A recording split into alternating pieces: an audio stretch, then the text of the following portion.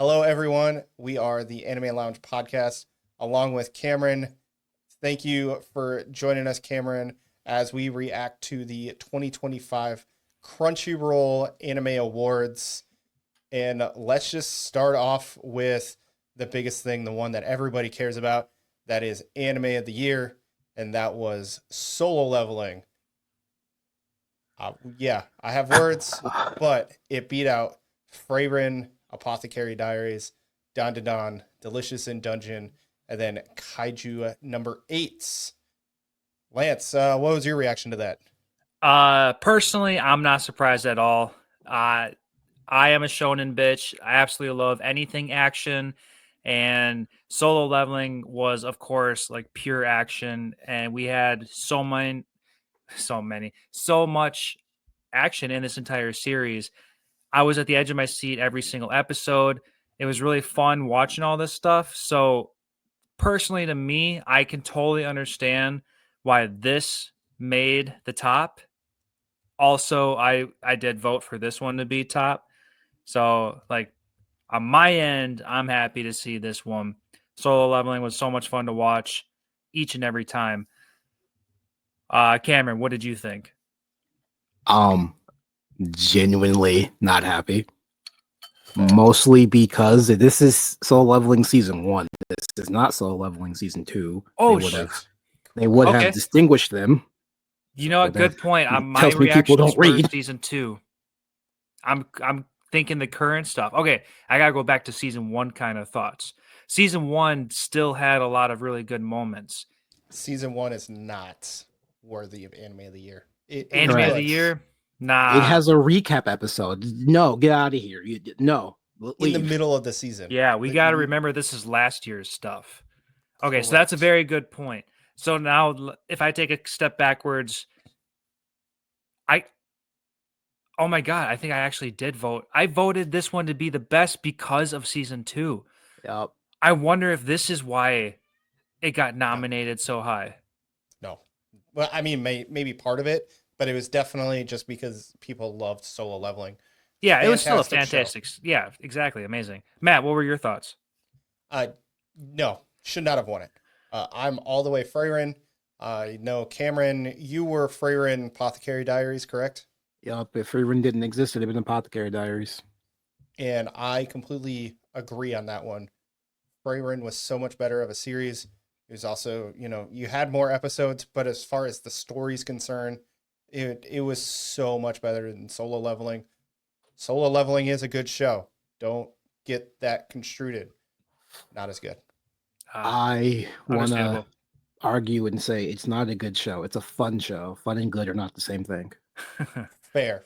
You're right. That is true. Season 2. Well, I guess we have to talk about Season 1. This is all Season 1. Season 1 was not as good. That plain and simple, not as good. Yeah, it was very fun. I guess now that I feel like such an idiot for not even thinking about Season 1. I would, at this point in time, like to reject my vote and pencil in Kaiju number 8. Sure. That's fair. Yeah, Kaiju number 8. That is just because also being a shonen bitch, that was right there with it. I'm reading the manga. I'm up to date. Absolutely love all Kaiju and everything Kaiju. I would put Kaiju above Freyrin, but Freyrin for 2024, at least what was being viewed in 2024, I would put that one as second. Yeah. Solo Leveling, top 3 for sure. Okay. Next one I want to talk about. Best continuation series. Absolutely hate this pick. It is Demon Slayer, the Hashira training arc. The worst arc of the series wins best continuation series over Bleach Core 3, My Hero Academia Season 6, One Piece 7. Yeah, sorry. Oshinoko Season 2 and Spy Family Season 3. I'll be completely honest, my choice was Bleach. As far as the Core 3 was concerned, so much better than Demon Slayer. Honestly, I would have picked I didn't even watch One Piece. I still would have picked One Piece over Demon Slayer. Damn. It just was not a great season. It was you're season. Not wrong, but listen, because of how the votes worked this year, it was going to be Demon Slayer because Demon Slayer still super popular in Japan. It's very normie friendly over here, so it makes sense. I Yeah. understand. Don't agree. Demon Slayer won strictly because of its name. It's like if Dragon Ball Z was in, or not even Z, if Dragon Ball Super was in the titles, of course it's going to win half of all the votes because Dragon Ball is just such a big name. And that's where Demon Slayer is right now. Obviously, everybody loves Demon Slayer, but we all have to take a step backwards and really think this was not the best season as far as information. I mean, the information was good. Don't get us wrong. Demon Slayer, this was a good season. As far as actual entertainment, it wasn't there. I mean, it needs to take a step backwards and let other anime take the spotlight because Demon Slayer is going to be in the spotlight next. You can't just give it the spotlight because of its name. Yep. Next one, best new series.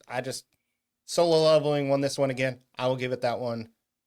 Just because I was okay if they would have won something else. The fact that it won Anime of the Year, I don't like the fact that it also won new series because it beat Dandadan, Delicious, Freyrin, Kaiju, and Apothecaries.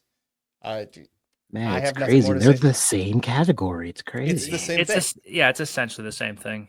So I don't like the fact that it won both. But other than Mhm. that, that's what's going to happen. The next gripe I have, best animation was also Demon Slayer. It was not the best animation. Again, this season was a filler season. The animation, while good, there just wasn't enough of it to win best animation. I want to say Demon Slayer was also in like 8 episodes. Why is this winning best Yeah. animation I for think they're going for quality over quality just because it's UFO table or UFO table, however you say it. Although Science Saru did come in for the hits with not only Dandadan but Scott Pilgrim takeoff. So I will agree with you. I would have given this to Dandadan just based off Science Saru. Yep. I completely agree. Dandadan could have gotten this. I would Either even give one. this to Apothecary. Apothecary was fucking beautiful. I loved every every episode was beautifully animated. Correct. That But Demon you know, Slayer just has This it flashes. It literally flashes. So that's why it comes off more beautiful. it It was a is popularity beautiful. contest. Yeah, it was a That's all that popular. one was. Yeah, exactly. Best character design went to Dandadan. Completely agree. It was a fantastic one. Yeah. I'm so glad Demon Slayer didn't win this one again. I would have probably thrown a table. yeah, honestly, same. Yeah. Dandadan was definitely doing some good work here. We had some new characters. Everybody loves Dandadan. It was such a crazy series, and their characters just pulled everything in and made everything work. Best director went to Freyrin. I'm not going to butcher his name. Fantastic Kinichiro job. Sato. Yes. Yep. Thank you, Cameron. I know Japanese a little bit. Best background art also went to Freyrin. I'm glad it won something at least beyond just the best director. So happy about that one.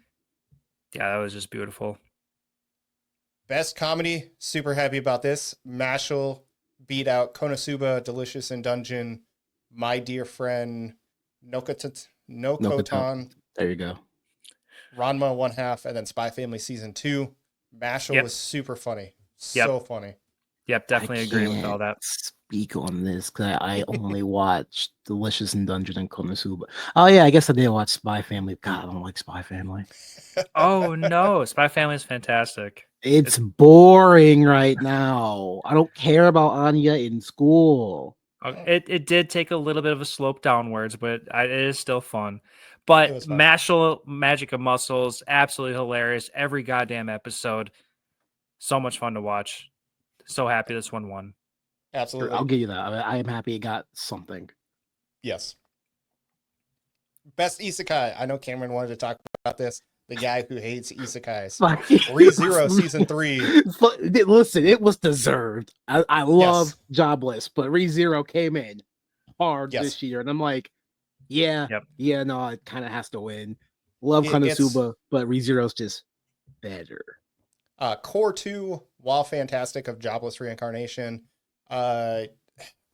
losing out to ReZero, which we had to wait years for. Years. I understand. Pretty much on par with each other. Both super fantastic seasons. Have no issues with ReZero winning Isekai. Yeah. My only gripe with this category is why is Shangri-La Frontier here? Yeah, it's not an Isekai. Because yeah. he's just playing a game, right? Yeah. Correct. I would. Because I Go ahead. mean, I can understand the argument for being in a video game is being in another world, but we also have to understand like the whole origin story of like a true isekai as being in like your actual body is in an actual different world. So I get both sides of the argument, but I lean more towards a video game is not an isekai. SAO is not an Isekai. Yep. Shangri-La is not an Isekai. Disagree a little Ooh. bit. Only because he's stuck SAO is there. step higher than SLF, Asl- but or still not. when he gets trapped, maybe, but Yeah. in the middle, like the whole thing True. has to be like it. True. So, okay, the next one we're gonna go to is we'll go into the characters. Best main character went to Sung Jino.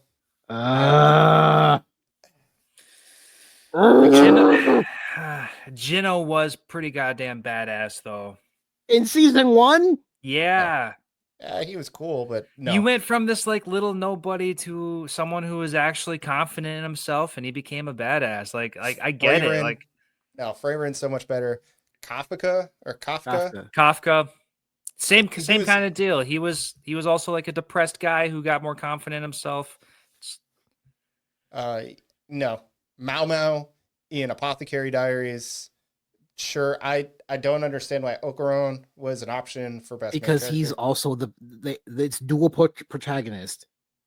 Technically, Momo is the protagonist and Okarun's there. Also, his name isn't Okarun. His name is Ken. Correct, which is part of the joke of his name. I So, fucking yes. hate it though. I hate it so much. I do find it funny in best supporting character. We have 2 for Freyrin, 2 for Dandadan, and then you have Jinshi and Senshi from Delicious in Dungeon. Fern won it. Fantastic character. Honestly, if you would have picked any of these, all of them would have been maybe not Turbo Granny, but all the rest of them would have been great supporting character. Yes. Yeah, I agree with Fern. Sorry, continue. Oh, I was just saying, I agree with Fern. Turbo Granny, season 1, no, she is not important yet. If anybody's saying Turbo Granny, it's because they're looking at future content. Maybe. Correct. Must protect at all costs. I find just a hilarious option.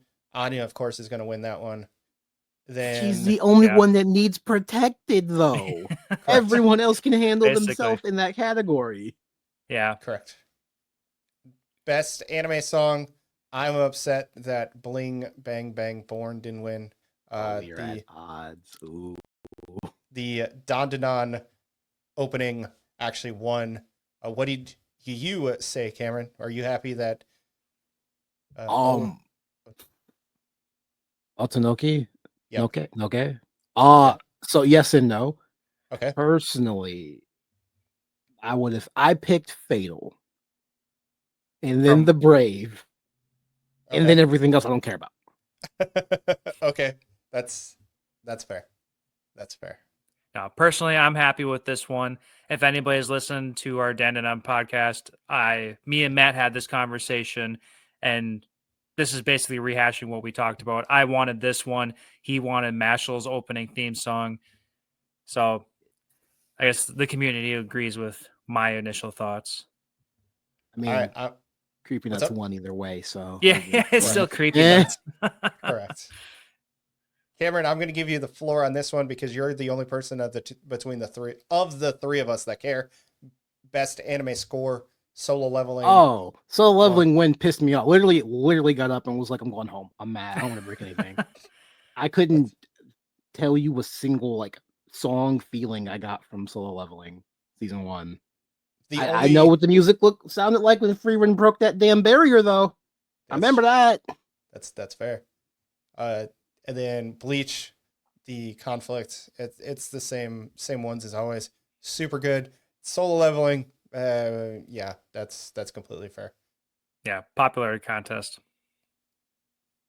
And then the last two that we're going to talk about are the English and Japanese best voice actors. So, Ayoi, it's Yeah, Yoyuki. Ayoyuki, Mao. yes. Yes, Mao For Mao. Mao Mao for Apothecary Diaries won the best Japanese. And then the Alex Lee won for Sung Jinu on solo leveling. Lance and I have talked about this numerous times. He is a live action version of Sung Jinu, so no problems with him winning that one. Yeah, And, he is as far as Jinu goes, he's a perfect Jinu. yep. Cameron, you have anything to say about these? I'm biased towards Freeman's voice actress because I met her. Correct. Yeah. That's true. She also did a fantastic job as Freyren. I loved her in that role. Yeah, as far as Japanese goes, it's going too far back in my memory right now. I watching in Japanese and then watching in English, like I kind of instantly forgot about who I liked in Japanese. So I'm gonna have to take a pass on this one. I don't even remember what I said in the survey. Anybody else? no, No. It's a little harder Uh, for English watchers. I want to say congratulations to everybody. We have our complaints, but it is what it is. Everybody was definitely deserving as far as being on there at the end of the day. fair. Popularity contest, and It's it's not supposed to be though. We had judges for a reason. that's Yeah, fair. Like we need next year, them. I would like the judging to be like 6 people, and then the crowd vote counts as one judge vote, so you avoid any tiebreakers. But Or like 40% each of the judges get like 10%, and then do it that way. Do something like that. that's even a better system. But yeah, this just felt like a popularity contest. Yeah. Again, So Yeah, sometimes we need some quality to really peek its head through. So we need more people to talk about actual quality versus just the top 3 anime that gives the most action. yeah. Yep. Cameron, since you are the only person that actually watched the awards, Lance and I just kind of are retroactively looking at who won everything. Hmm. Can you give us just kind of your feels of how the awards ceremony went? Oh, it was not quite. It wasn't terrible. The production value was great. Lighting was great. Camera was great. Why did they? Okay. I gotta make this really quick. So they got the host to live translate the Japanese portions, which is most of it, because it was held in Tokyo this year. Hmm. Yep. So Tim has even said his Japanese is okay, it's not great.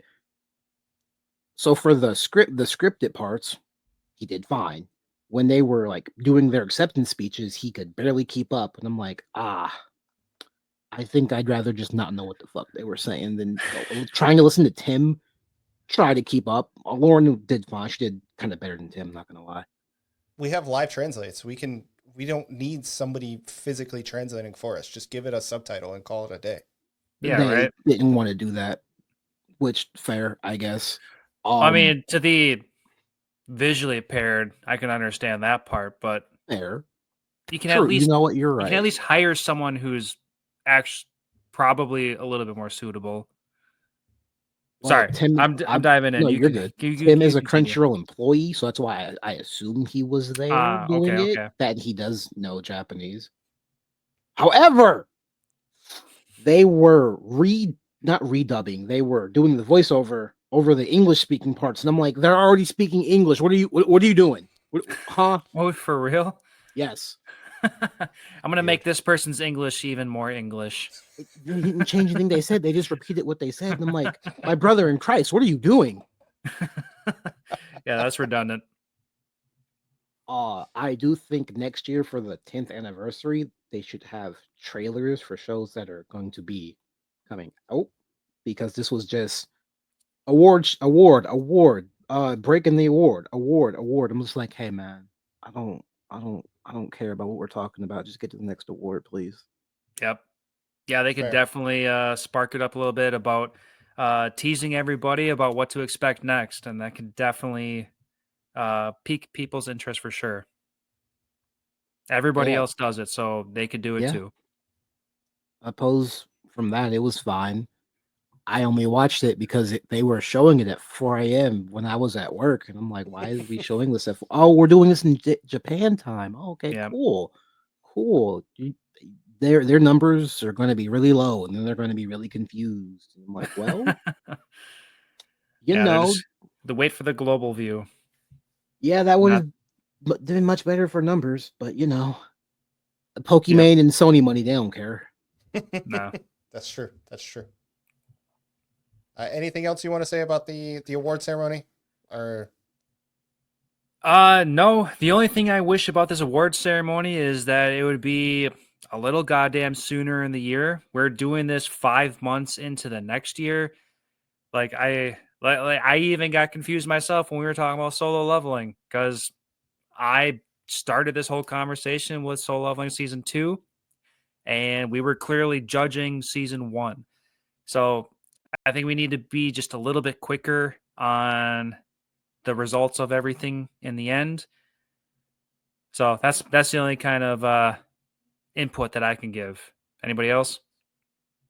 I hope next year they go back to doing it in March Right? because the eligibility for shows will be from January to December of this year. So Soul Leveling season 2 is probably just going to sweep next year, and I'm like, well, no point in voting or caring. So at here we least are. season 2 is better than season 1. Yeah, True. I that's for still sure. don't want it to win over other things. Correct. We'll Absolutely see. correct. We're only halfway through the season or the year, so we'll see how well solo leveling did this year. And that's a wrap for our reactions to the 2025 Crunchyroll Anime Awards. Thank you guys for joining us. Please subscribe to us on whatever platform you're watching us, see what other reactions we have, and have a good one, everyone. Later, guys. Bye.